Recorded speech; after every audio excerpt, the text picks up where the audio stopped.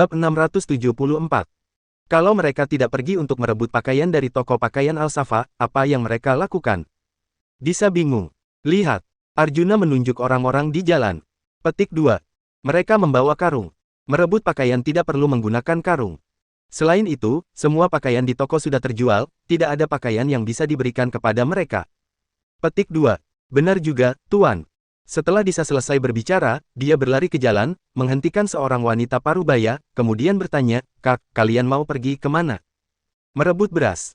Toko beras Hidayat menurunkan harga dengan drastis, hanya 9,9 sen. "Dik, kamu adalah nyonya keluarga berada, tidak mengerti penderitaan rakyat biasa seperti kami. Jangan menghalangi jalanku. Kalau terlambat, nanti aku tidak kebagian." Wanita parubaya itu sudah lama pergi, Disa baru tersadar. "Tuan, setengah kilo beras hanya 0,9 sen, Kemil sungguh sadis." Benar. Arjuna pun mengangguk. Keluarga Yuda benar-benar tidak segan-segan mengeluarkan biaya demi menguasai kas negara. Jika pakaian robek sedikit, setelah dijahit masih bisa dipakai. Akan tetapi, sehari tidak bisa tidak makan nasi. Setelah toko beras Hidayat menurunkan harga, tidak ada yang pergi ke toko pakaian Al-Safa. Saat pengadilan pagi, Kemil tidak lagi muram seperti kemarin, dia tampak sangat bersemangat hari ini. Orang yang menyanjungnya jauh lebih banyak dari sebelumnya. Sedangkan orang yang mengejek Arjuna makin berani. Setelah menjadi simpanan paduka kaisar dan mendapat sedikit kasih sayang, dia langsung lupa daratan. Orang desa ingin menjadi menteri, benar-benar bagai pungguk merindukan bulan. Orang desa memang orang desa. Selamanya hanya cocok berada di desa. Dalam perjalanan keluar istana setelah meninggalkan pengadilan, kata-kata yang mengejek Arjuna terus terdengar. Semuanya sangat kasar. "Ayo, Yang Mulia Arjuna. Aku akan mentraktirmu minum arak." Galang buru-buru menarik Arjuna keluar dari istana. Arjuna tahu bahwa Galang takut dia tidak tahan dengan kata-kata yang tidak menyenangkan itu. "Kak Galang, kamu tidak perlu mengkhawatirkanku. Aku tidak peduli apa yang mereka katakan," kata Arjuna sambil tersenyum. Dewi, yang cemas, pun langsung pergi ke toko pakaian Al-Safa. Begitu tiba di toko pakaian, dia mendapati bahwa Arjuna tidak hanya tidak memiliki cara untuk menambah pendapatan, tetapi juga meminta Gita untuk memberikan liburan kepada para pekerja wanita. "Apa yang sedang kamu lakukan? Masih ada 3 hari. Apakah kamu menyerah lebih awal?" Dewi agak marah. Kata-kata Dewi mengungkapkan pikiran Gita, Tamael, dan yang lainnya. Mereka juga sangat bingung dan tidak ingin menerima pengaturan Arjuna. Namun, mereka tidak berani mengatakannya secara langsung. "Paduka Kaisar." Arjuna tampak santai. "Aku tidak harus menjadi menteri keuangan." "Apa maksudnya?" Dewi mengernyit. "Kamu tidak ingin menjadi menteri keuangan. Kalau begitu untuk apa kamu melakukan begitu banyak hal sebelumnya? Mengerjai Basri, membunuh Bara, mengundang keluarga kekaisaran untuk ribut di pengadilan. Dari semua hal ini, bila ada salah langkah sedikit, Arjuna bisa saja kehilangan kepalanya. Dia mempertaruhkan bahaya yang begitu besar, berjuang hingga sekarang. Kini Arjuna malah mengatakan bahwa dia tidak harus menjadi menteri keuangan.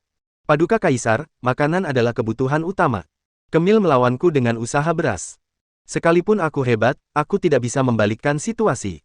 Kalau sudah ditakdirkan kalah, maka hadapi saja dengan tenang." "Ah, bagus. Kenapa aku tidak kepikiran ini?" seru Gita mendadak. Selir Gita, "Kita sudah kalah, bagus dari mana?" Dewi makin kesal. "Paduka Kaisar." Gita buru-buru menjelaskan, langkah Yang Mulia Arjuna memang hebat. Meskipun Yang Mulia Arjuna gagal mengambil posisi Menteri Keuangan, tapi itu lebih baik daripada mendapatkannya. "Apa maksudnya?" Dewi masih tidak mengerti. Bab 675. Paduka Kaisar, bukankah Yang Mulia baru saja mengatakannya? Makanan adalah kebutuhan utama. Bisnis gandum dan minyak di negara kita ada di tangan keluarga Hidayat, keluarga ibu dari istrinya Yuda. Di tangan keluarga Hidayat sama dengan di tangan Yuda. Karena mengendalikan makanan semua orang di Bratajaya, Yuda jadi berani bersikap sembrono. Dalam kompetisi ini, semua proyek bisnis pada akhirnya dikelola oleh kas negara. Kelak sebagian besar gandum dan minyak negara kita dikelola oleh pemerintah. Selain itu, Yuda lah yang mengusulkan agar proyek bisnis dikelola oleh kas negara. Rubah tua itu ingin menelan bisnis pakaian Yang Mulia Arjuna, tak disangka kepintarannya malah merugikan diri sendiri. Hahaha, memuaskan. Benar-benar memuaskan. Usai berbicara, Gita begitu senang hingga mengeluarkan air mata. "Kalau begitu kitalah yang menang." "Arjuna, sudah kuduga kamu bisa melakukannya. Kamu pasti tidak akan mengatakannya." Galang dan Tamael juga senang. "Bagaimana mungkin tuanku kalah?" Disa dengan bangga memegang tangan Arjuna. "Benarkah seperti itu?" Dewi juga sangat gembira. Senyum langka muncul di wajahnya yang biasa dingin dan angkuh. Tentu saja.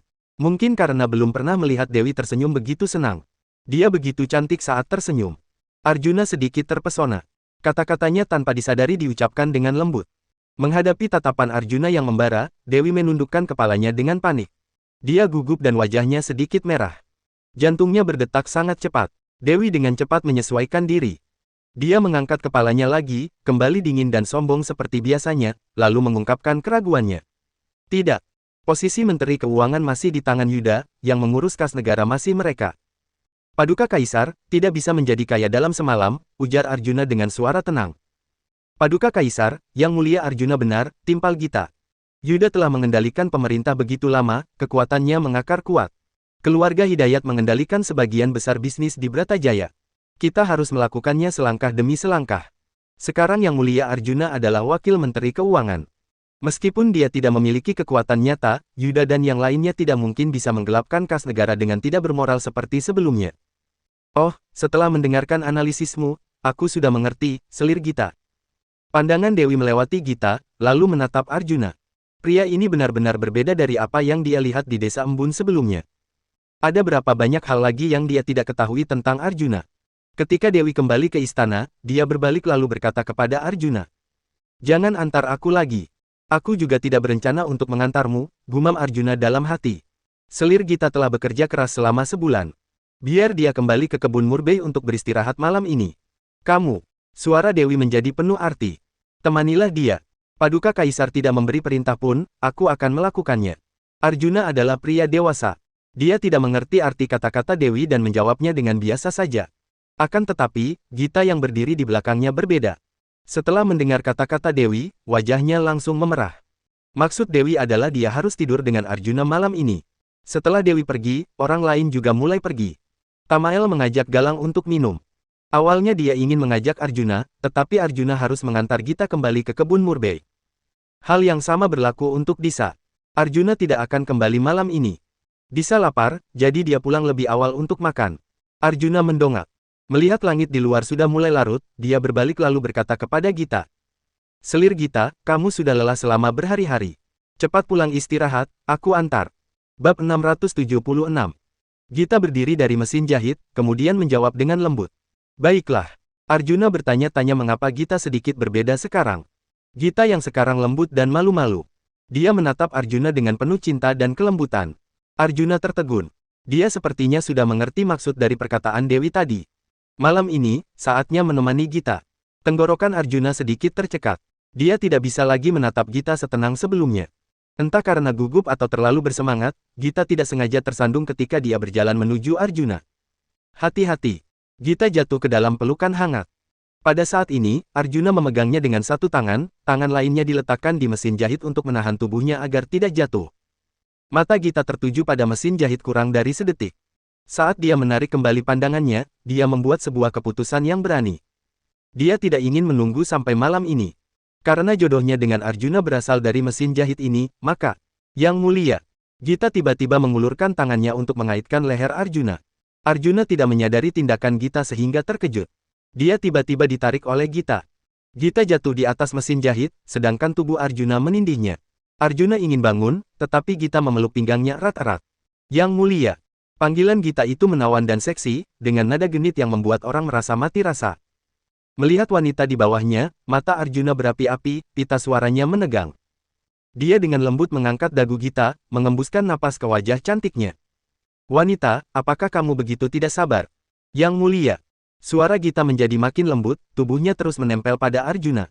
Dia menunjukkan pesona dan kegenitan seorang wanita dewasa sepenuhnya. Dia tidak bisa menunggu dan tidak ingin menunggu lebih lama lagi. Milikilah aku. Kamu yakin mau di sini? Saat Arjuna berbicara, kakinya menyentuh pedal mesin jahit, mengeluarkan suara gemeretak.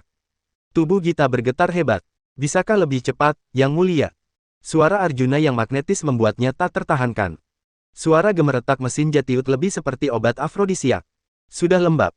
Aku menantikan kedatangan Anda. Mata Arjuna memerah. Inilah pesona wanita dewasa. Kata-katanya lugas dan cukup menggairahkan. Jangan menyesalinya. Arjuna mulai menyerang. Anak panah sudah ditali, tidak ada jalan kembali. Kaki Arjuna sesekali menginjak pedal mesin jahit. Tak. Yang Mulia. Tak. Yang Mulia. Suara mesin jahit berputar dan napas wanita bercampur menjadi satu, merangsang kekuatan primitif dalam tubuh Arjuna. Pembantu Gita menarik tenda untuk mereka. Ibu. Seseorang bergegas masuk dari luar. Aku dengar Yang Mulia Arjuna akan mengantar kita pulang hari. Langkah kaki Mentari dengan cepat berhenti di luar tenda. Dia menatap lekat-lekat dua orang yang bergerak hebat di balik tenda. Napas berat wanita terdengar dari dalam. Mentari menelan ludahnya. Dia sudah berusaha sangat keras akhir-akhir ini, tetap saja dicolongi ibunya. Aish, lupakan saja. Siapa suruh Gita adalah ibunya. Mengalah saja. Tak, tak, tak. Mesin jahit masih berbunyi, napas wanita menjadi makin berat. Mentari mulai merasa ada yang tidak beres. Dia mulai berkeringat, keringatnya makin deras. Kedua tangannya terus menjelajahi tubuh sendiri dengan tidak terkendali. Bab 677. Gita tampak puas. Dia merapikan pakaiannya, lalu membuka tirai. Mentari, kenapa kamu ada di sini? Pada saat ini, wajah Mentari memerah, seluruh tubuhnya basah oleh keringat. Dia jatuh di kursi. Ibu, Yang Mulia. Suara Mentari bahkan lebih lemah daripada suara Gita ketika mencapai puncak tadi. Arjuna dan Gita saling memandang. Tanpa mengatakan apa-apa, mereka sudah mengerti apa yang terjadi. Arjuna mengambil sepotong pakaian, kemudian berjalan ke arah Mentari. Pakaian gadis itu basah kuyup, dia akan masuk angin jika tidak menggantinya. Yang Mulia, biar aku saja. Gita mengambil pakaian dari tangan Arjuna. Kamu seharusnya tidak begitu terburu-buru tadi. Sekarang kamu dalam masalah, kan, kata Arjuna. Bagaimana ini bisa disebut masalah? Ada baiknya biarkan dia mengalaminya dulu agar dia tidak bingung ketika dia melayani Yang Mulia. Yang Mulia bisa kehilangan minat, jawab Gita dengan tidak setuju. Begini pun jadi. Arjuna tidak bisa membantah. Waktu kompetisi 1 bulan telah tiba. Tepat setelah sidang pagi dimulai, Dewi mengumumkannya. Hasil kompetisi antara Kemil dan Arjuna telah keluar. Kemil memenangkan posisi Menteri Keuangan. Kemil yang akan menjabat. Aku sangat senang karena bakat-bakat muncul dalam kompetisi. Kalian tidak perlu menahan diri. Kalau kalian ingin memberi selamat, sampaikan saja ucapan selamat di aula ini. Dewi tidak hanya mengumumkan dengan gembira, tetapi juga mempersilakan para pejabat untuk merayakan. Begitu ucapannya terlontar, ucapan selamat di pengadilan mulai terdengar. Selamat, Yang Mulia Kemil. Selamat, Yang Mulia Kemil, 11. Banyak orang takut sanjungan mereka tidak cukup keras sehingga Yuda dan yang lainnya tidak dapat mendengarnya. Karena itu, mereka berdesakan ke depan dan berusaha sekuat tenaga untuk meninggikan suara mereka. Orang yang paling berjuang adalah Miko yang separuh tubuhnya terbungkus kain kasa. Dia masih berusaha untuk mendekat dengan berdesakan. Arjuna juga mengikuti kerumunan kali ini. Dia juga berjalan maju untuk memberi selamat kepada Kemil. Yang Mulia Kemil sangat pintar. Aku benar-benar melebih-lebihkan kemampuanku sendiri. Aku menerima kekalahanku. Meskipun Kemil mempertahankan senyum di wajahnya, senyumnya terasa sedikit terdistorsi ketika dilihat dengan saksama. Yuda dan Kemal yang ada di sampingnya juga memasang ekspresi yang tidak wajar. Mereka telah sadar dan mengetahui niat Arjuna yang sebenarnya. Arjuna sama sekali tidak ingin menjadi Menteri Keuangan. Dia hanya menggunakan posisi Menteri Keuangan untuk menyiapkan jebakan ini bagi mereka. Tujuannya untuk membuat mereka menyerahkan bisnis gandum dan minyak. Sudah terlambat sekarang setelah mereka sadar. Walau mereka tidak senang, mereka harus berpura-pura senang. Yang Mulia Kemil, senyummu agak aneh, terasa sedikit kaku. Apakah karena posisi Menteri Keuangan terlalu menegangkan? Arjuna mengangguk. Pasti begitu, Menteri Keuangan mengendalikan dompet dinasti kita, beban di pundakmu memang sangat berat. Apakah orang-orang di negara kita dapat menjalani kehidupan yang baik kelak tergantung Yang Mulia Kemil? Tentu saja, kelak kita bergantung pada Yang Mulia Kemil. Bisakah kamu membuat kami semua makan beras putih, Arjuna? Miko, yang dibungkus kain kasa, tidak lupa menyanjung Kemil sambil menghina Arjuna. Namun, sanjungannya telah berlebihan. Ketika kata, beras putih, sampai ke telinga Kemil, senyumnya pun hilang. Ekspresinya menjadi muram sekali. Arjuna menatap wajah Kemil, kemudian berkata dengan keras dan khawatir. Yang Mulia Kemil, kenapa kamu tiba-tiba terlihat begitu tidak nyaman? Apakah kamu merasa tidak enak badan? Memang lelah. Yang Mulia Kemil sudah mulai mengambil alih Departemen Keuangan beberapa hari yang lalu. Apakah kamu mengerti? Miko memelototi Arjuna. Oh, Arjuna mengangguk. Begitu banyak orang yang berebutan membeli beras akhir-akhir ini, memang melelahkan. Benar, tidak seperti kamu.